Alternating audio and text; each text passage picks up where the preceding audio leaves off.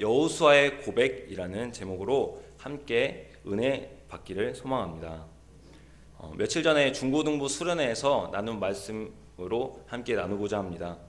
우리가 너무나 잘 아는 여호수아는 모세의 후계자이며 그리고 그의 이름의 뜻은 여호와는 구원이시다라는 뜻입니다. 모세는 이스라엘을 이끌고 출애굽을 하였지만 약속의 땅 가나안 땅에 들어가지 못하였고, 여호수아는 모세의 뒤를 이어서 2세대 사람들과 가나안 땅에 들어가서 땅을 정복하고 분배하는 일을 하였습니다. 우리가 잘 아는 여호수아는 모세와 함께 출애굽을 경험한 사람이었습니다. 이후에 출애굽기 17장을 보면 아말렉과의 전투에서 모세가 손을 들면 이기고 손을 내리면 지는 그런 상황 가운데 여호수아는 용사로서 전투를 했었던 사람이었습니다. 하나님의 보호하신 가운데 그때는 승리를 하였습니다. 아말렉과의 전투를 통해서 여호수아라는 사람이 처음 소개가 됩니다. 그리고 금송아지 사건 때 많은 이스라엘 사람들이 죽은 이후인 출애굽기 33장을 보면 여호수아가 기도하는 장면이 나옵니다. 여호수아는 기도의 사람이었기 때문에 하나님을 바라보고 승리했던 사람이었습니다. 이후 여호수아는 가나안 땅에 정탐꾼 중에 한 사람으로서 그리고 에브라임 지파 대표로서 정탐꾼으로 들어갑니다. 40일 동안이나 정탐을 하였지만 열 정탐꾼은 눈에 보이는 것, 세상에 보이는 것을 바라보았고, 여호수아와 갈렙만이 하나님이 바라보신 그 땅을 하나님의 눈으로 바라보았습니다. 결국 가나안 땅에 살고 있는 사람들에 비해 이스라엘 사람들은 메뚜기에 불과하다는 믿음 없는 고백과 함께 1세대 사람들은 가나안 땅에 들어가지 못하고 광야에서 죽음을 맞이합니다. 그러나 믿음으로 아무리 거인들이 있을지라도 그들은 우리의 밥이다 라고 고백했던 갈렙과 여호수아는 하나님을 의지하여서 2세대 사람들과 가나안 땅에 들어가는 것을 우리가 볼 수 있습니다. 하나님은 훌륭한 지도자였던 모세의 후계자로서 여호수아를 택하셨습니다. 여호수아는 우리가 앞서 살펴본 것처럼 전쟁에도 능한 용사였고 기도의 사람이었으며 세상에 보이는 것이 전부가 아니라 하나님이 하실 것이라는 믿음을 가진 사람이었습니다. 여호수아 책의 첫 부분은 하나님께서 여호수아에게 말씀하시면서 여호수아는 시작됩니다. 모세와 함께 하신 하나님께서 여호수아와 함께 하신다고 약속하시면서 두려워하지 말라고, 강하고 담대하라고, 이미 땅을 너에게 주었다고 말씀하십니다. 특히 8절을 중요하게 보시기 바랍니다. 여호수아 1장 8절을 함께 읽어보도록 하겠습니다. 시작. 이 율법을 내 입에서 주야로 그것을 묵상하여 그 안에 기록된 대로 다 지켜 행하라. 그리하면 내 길이 평탄하게 될 것이며 내가 형통하리라. 아멘. 하나님께서 여호수아에게 말씀하신 대로 여호수아는 말씀을 가까이 하고 묵상하며 말씀대로 살아갔습니다. 10절부터는 하나님께서 말씀하신 것을 바로 실행에 옮기며 이스라엘 백성들에게 떠날 준비를 하라고 이렇게 말을 합니다.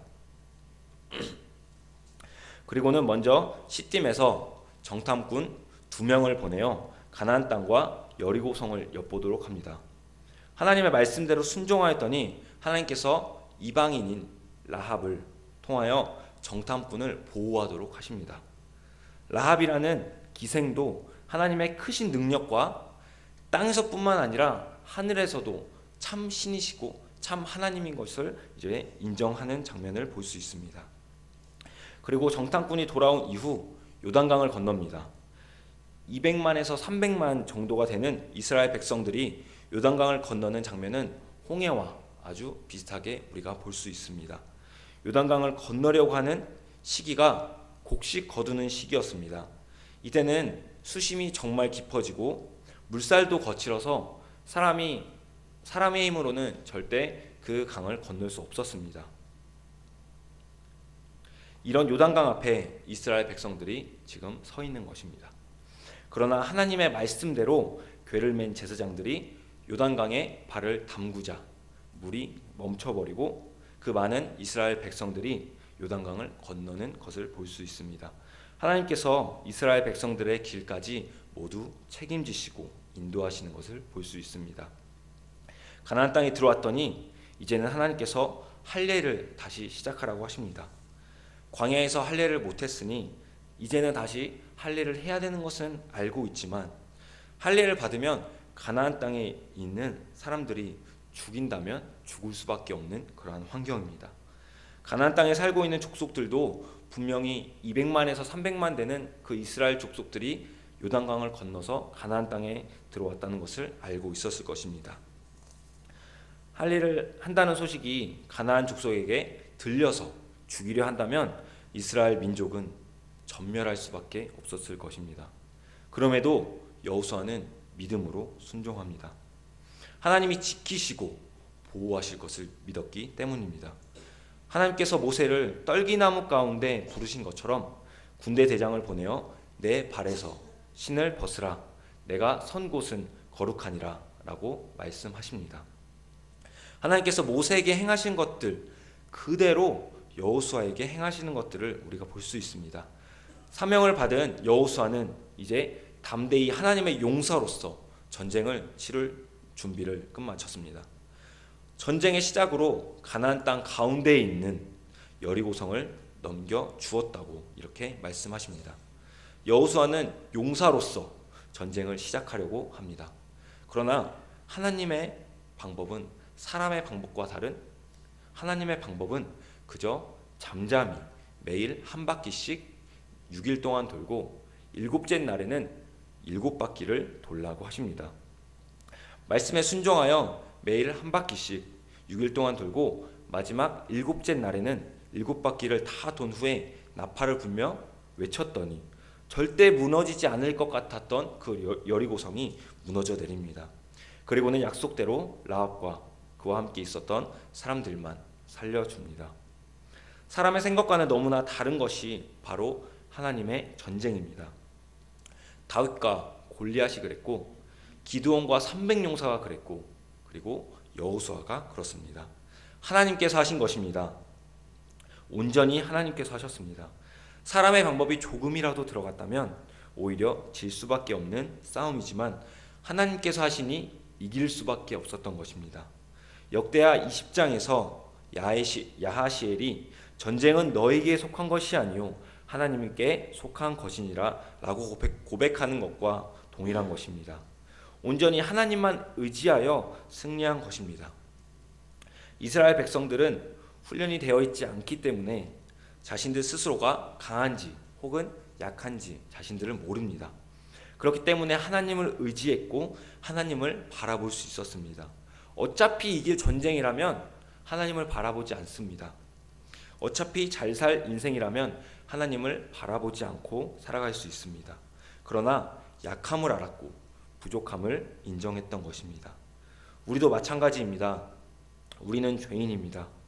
하나님 없이는 살아갈 수 없는 인생을 우리는 살아가고 있습니다. 그렇기 때문에 우리는 하나님을 바라보아야 합니다. 하나님이 행하시고 하나님이 인도하셔야 우리는 살아갈 수 있습니다. 여호수아가 그랬습니다. 자신이 강하다고 생각하지 않고 언제나 기도와 말씀으로만 인생을 살아갔기에 하나님께서 행하신 것입니다. 여호수아처럼 약할 때 강함 되시는 주님만 바라보시는 한광교회 성도님들이 되시기를 소망합니다. 여리고성을 정복한 여호수아는 이제 기세가 등등했습니다. 큰 여리고성을 무너뜨렸으니 작은 아이성은 정말 별거 아니라고 생각했습니다. 2,000에서 3,000명 정도만 가면 충분히 무너뜨릴 수 있다고 얘기를 들은 여호수아는 하나님께 나아가지 않고 3,000명만 보냅니다. 그리고는 처절히 패배하고 36명이 죽고 나머지는 겨우 도망옵니다. 그때까지 이스라엘 백성들 중에 죄가 있을 거라고는 상상도 못했을 것입니다. 패배한 직후에 하나님께 기도합니다. 요단강을 건너기 전 요단 동쪽만 취했어도 괜찮은데 왜 넘어오게 하셨는지요? 원수들 앞에서 내가 무슨 말을 할 수 있겠습니까? 주의 크신 이름을 위하여 어떻게 하시겠습니까?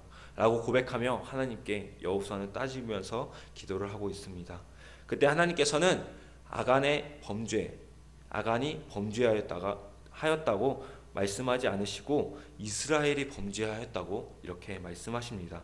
여호수아 7장 11절을 한번 읽도록 하겠습니다.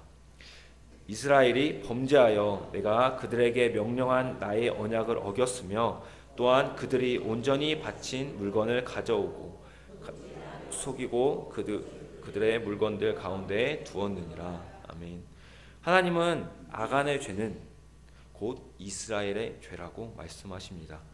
하나님은 분명히 여리고성을 쳤을 때 모든 것을 하나님 여호와의 곳간에 넣어두라고 말씀하셨지만 아간은 자신의 이익을 위하여 훔쳤습니다.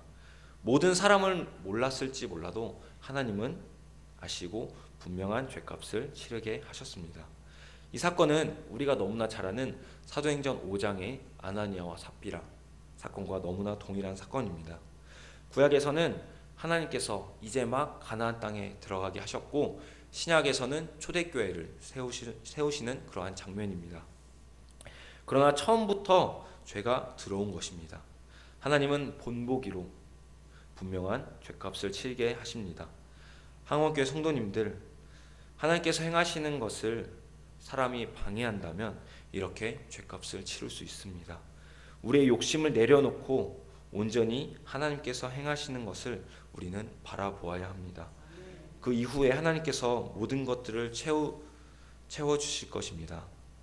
사람의 욕심으로 눈에 보이는 것을 취한다고 한들 얼마나 우리에게 큰 유익이 있겠습니까? 하나님이 주시지 않는 것을 사람이 가진다면 그것은 사람의 욕심이고 분명한 죄입니다. 요한일서 2장 16절에는 이는 세상에 있는 모든 것이 육신의 정욕과 안목의 정욕과 이생의 자랑이니 다 아버지께로부터 온 것이 아니요 세상으로부터 온 것이라 라고 말씀하고 있습니다. 우리는 하나님께로부터 온 자들입니다. 세상의 그 어떤 것도 우리를 풍족하게 채울 수 없습니다. 오직 하나님의 은혜만이 우리를 풍족하게 채우십니다. 눈에 보이는 그 어떤 것에 휘둘리지 않고 오직 하나님만 간구하시는 성도님들 되시기를 소망합니다. 아간이 죽은 이후에 다시 아이성을 정복하러 갑니다. 실패했을 때와는 다르게 하나님께서 계획을 주셔서 아이성을 정복하러 갑니다.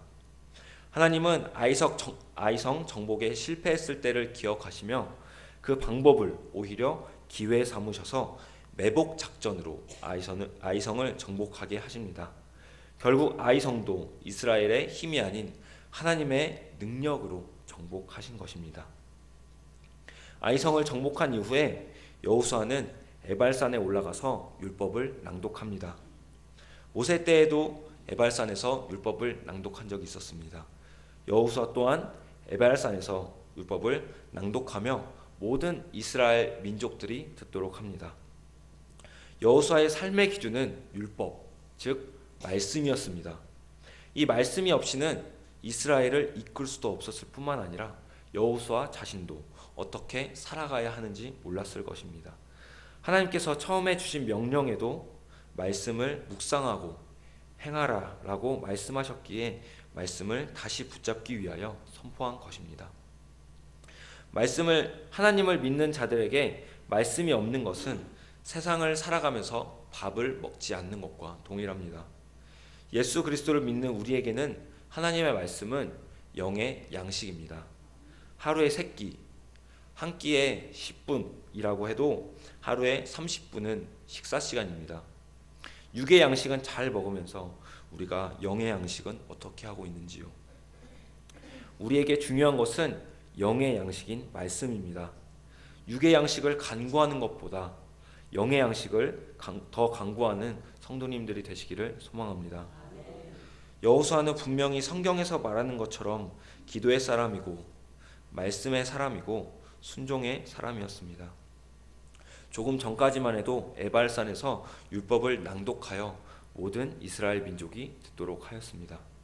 그럼에도 기브온 족속이 여호수아에게 와서 조약을 맺자고 했을 때 하나님께 여쭈지 않고 조약을 맺습니다. 기브온 족속은 이스라엘이 머물고 있는 곳에서 아주 가까운 곳에 머물고 있었지만 여호수아를 속이기 위하여 정말 멀리서 온 것처럼 속입니다. 여호수아의 감정이 잠깐 흔들린 것이 화가 되어 기브온 족속과 조약을 맺으며 동맹을 맺게 됩니다. 며칠 후에 탈로가 나서 이스라엘을 위하여 나무를 패며 물을 깃는 자가 되긴 합니다. 그러나 사무엘하 21장에 보면 사울 왕이 죽고 다윗 왕이 된 후에 기브온 족속들이 와서 사울 왕이 우리 민족들을 죽였으니 우리가 사울 왕 그 자손들을 죽이게 해달라고 요청을 하고 다윗 왕은 그 요청을 받아줍니다. 비록 사울의 잘못이 있긴 했지만 여호수아의 잠깐 실수로 말미암아 이스라엘 족속에게 피해가 간 것을 볼 수 있습니다. 여호수아는 분명 기도의 사람이고 말씀의 사람이었지만 이렇게 실수를 한 것을 우리가 볼 수 있습니다. 한순간 하나님을 잊을 때도 있었습니다. 우리도 마찬가지입니다. 매 순간 하나님을 인정하고 하나님을 기억해야 하지만 인간의 눈에 보이는 것이나 나의 욕심으로 인하여 아주 잠깐 한눈 팔며 하나님을 잊어버릴 때가 있습니다. 그럴 때일수록 우리가 하나님을 기억하며 다시 돌아갈 때에 하나님께서 역사하십니다. 여호수아는 그렇게 실수를 한 사람임에도 하나님께서는 여호수아를 통하여 선한 말씀을 다 이루셨다고 말씀하고 있습니다. 다 함께 여호수아 21장 45절을 말씀을 읽어보도록 하겠습니다. 시작. 여호와께서 이스라엘 족속에게 말씀하신 선한 말씀이 하나도 남음이 없이 다 응하였더라. 아멘. 하나님께서는 이스라엘을 통하여 결국 하나님께서 이루시고자 했던 그 모든 것들을 이루십니다. 기브온 족속과 조약을 맺지만 그 약속을 지키기 위하여 동맹을 하고 기브온 족속을 죽이기 위해서 남방 왕들이 동맹을 맺어서 기브온 족속에게 쳐들어갑니다. 그 기브온 족속들이 이스라엘 여호수아에게 와서 우리를 살려달라고 말했을 때 여호수아는 그곳에 가서 전쟁에 승리하는 장면을 볼 수 있습니다. 이 전쟁이 바로 우박으로 하나님께서 더 많은 사람들을 죽이셨고 그리고 태양과 달이 하늘에 멈추어 있었던 사건이었습니다. 하나님은 사람의 실수를 통하여서도 역사하시는 분이십니다. 아간의 죄로 인하여 아이성을 정복하지 못하였을 때에도 그 실패를 다시 이용하셔서 승리하셨고 기브온 족속이 비록 이스라엘을 속였지만 그들과의 약속을 지키기 위하여 남방 왕들과의 전쟁을 하여 승리하는 것까지 모두 하나님이 하신 것입니다. 우리도 하나님을 잠시 잊어버리고 실수를 할 수 있습니다. 그러나 이러한 실수까지도 하나님은 다 알고 계십니다. 중요한 것은 실수를 했다고 하나님을 저버리는 것이 아니라 회개하고 다시 주님께 나아가는 것입니다. 여호수아가 그랬던 것처럼 우리 또한 다시 주님 앞에 나아가 회개하며 주님이 다스리시도록 해야 하는 것입니다. 이후 북방 왕들과의 전쟁까지 승리한 여호수아는 총 31왕을 정복하고 각 지파들에게 땅을 분배합니다. 땅을 모두 분배한 여호수아는 23장과 24장에서 고별 설교를 합니다. 여호수아에게 삶을 돌이켜보라고 한다면 남는 것은 자신이 아니라 하나님뿐이었습니다. 출애굽하도록 인도하신 하나님께서 아말렉과의 전투에서 용사로 승리하게 하셨고 그리고 정탐꾼으로 보내셨습니다. 또한 모세의 후계자로서 이세대와 함께 요단강을 건너 가나안 땅을 밟는 이스라엘의 지도자였습니다. 말도 안 되는 여리고성 전투와 잠시 죄로 인하여 패배했지만 정신 차리고 하나님의 계획으로 이긴 아이성 전투, 그리고 남방 왕들과 북방 왕들을 정복한 여호수아에게는 자신이 한 것이라고는 하나님이 말씀하신 대로 행한 것밖에 없었습니다. 자신을 바라보지 않고 하나님만을 바라보아야 한다는 것을 뼈저리게 삶에서 느낀 여호수아는 여호수아 24장 14절 15절에서 이스라엘 백성들에게 멋진 고백을 합니다. 이 말씀을 다 함께 읽어보도록 하겠습니다. 시작. 그러므로 이제는 여호와를 경외하며 온전함과 진실함으로 그를 섬기라. 너희의 조상들이 강 저쪽과 애굽에서 섬기는 신들을 치워버리고 여호와만 섬기라. 만일 여호와만 섬기는 것이 너에게 좋지 않게 보이거든 너희 조상들이 강 저쪽에서 섬기던 신들이든지 또는 너희가 거주하는 땅에 있는 아모리 족속의 신들이든지 너희가 섬길 자를 오늘 택하라. 오직 나와 내 집은 여호와를 섬기겠노라 하니. 아멘. 110년을 산 여호수아에게 있어서 하나님은 참 신이셨고 참 왕이셨습니다. 자신의 삶에서 자신을 내어버리고 오직 하나님만 사시게 했더니 승리를 주신 것입니다. 그러니 백성들 앞에서 경외하며 온전함과 진실함으로 하나님을 섬기라고 말을 하며 나와 내 집은 여호와를 섬기겠노라 고백하는 것입니다. 여호수아가 만일 여호와를 섬기는 것이 너에게 좋지 않게 보이거든 이라며 말을 했을 때에 이스라엘 백성들의 마음은 어떠했겠습니까? 자신들도 여호수아와 동일하게 요단강을 건너고 여리고성과 아이성 그리고 남방왕과 북방왕들을 물리친 장본인이며 함께했던 자들이었습니다. 어찌 하나님을 버린다고 할 수 있겠습니까? 그렇기에 16절부터 18절은 백성들 또한 여호와만 섬기겠다고 고백하는 것입니다. 여호수아만 하나님과 함께한 것이 아니라 이스라엘 민족 전체가 하나님과 함께 했기 때문에 하나님을 섬길 수밖에 없는 것입니다. 한국교회 성도님들의 삶은 어떠하십니까? 삶을 돌이켜보면 내가 남아있는지요? 아니면 나의 주인이시고 왕이신 하나님이 남아있는지요? 저와 성도님들도 여호수아처럼 죽기 전까지도 나의 왕은 하나님이시다 라고 고백하는 삶이 되시기를 소망합니다. 아주 잠깐 우리가 하나님을 잊고 하나님을 바라보지 못했을 때가 있을지라도 나의 잘못임을 빨리 깨닫고 그래야 해서 하나님께 나아가 죄를 자백하고 하나님만 바라보겠다고 고백하며 내 삶의 주인 자리를 하나님께 내어드리기를 소망합니다.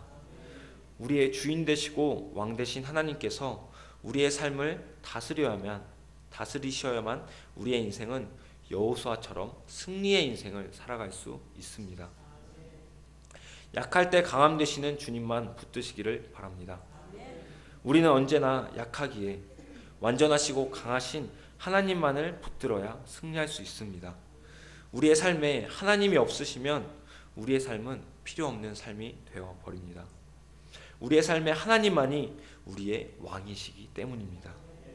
여호수아에게는 하나님이 왕이시기 때문에 하나님이 주신 말씀이 삶의 기준이 되어야 한다는 것을 알았습니다. 그렇기에 말씀을 묵상하고 말씀대로 삶을 살아갔습니다. 말씀으로 승리한 삶을 살았습니다. 하나님만이 우리의 왕이시기 때문에 왕이 주신 이 말씀을 우리가 더 사모하며 사랑하시기를 바랍니다. 이 말씀은 진리입니다. 이 말씀이 없이는 우리가 단 한순간도 살아갈 수 없어야 합니다. 이 말씀이 우리의 영의 양식이기에 우리의 삶의 기준이 되어야 합니다. 우리의 삶의 기준이 말씀이 된다면 말씀을 행함으로 살아갈 수 있습니다. 제가 설교를 준비하면서 매일 하나님을 왕으로 섬기고 나의 주인이 주님이 되신다면 데살로니가전서 5장에서 말씀하시는 항상 기뻐하라, 쉬지 말고 기도하라, 범사에 감사하라의 말씀이 어려운 것이 아니구나라고 생각했습니다. 나의 주인이신 하나님을 매일 우리의 삶에서 인정하고 항상 주님과 동행한다면 주님으로 인하여 항상 기뻐할 수밖에 없을 것입니다. 또한 쉬지 말고 기도하는 것도 연약한 나의 삶을 주인이신 강하신 하나님께 맡겼다면 하나님을 항상 인정하며 기도할 수밖에 없습니다. 또한 나와 동행하신 하나님이 나의 삶의 주인이셔서 나의 삶을 이끄시니 감사할 수밖에 없는 것입니다. 우리의 주인 되신 하나님만 섬기는 저와 성도님들이 되시기를 간절히 소망합니다. 여호수아의 고백은 결국 나의 왕은 하나님이시기에 내가 하나님만 섬기겠노라 이렇게 고백하는 것입니다. 여호수아의 고백이 저와 성도님들의 고백이 되시기를 소망합니다. 마지막으로 짧은 글을 나누고 설교를 마치도록 하겠습니다. 나의 삶의 주인이 나라면 내가 나의 삶을 책임지지만 나의 삶의 주인이 하나님이시라면 나의 삶을 하나님께서 책임지십니다. 저와 성도님들의 삶의 주인이, 우리의 왕이 오직 하나님이시기를 간절히 소망합니다. 아멘. 기도하고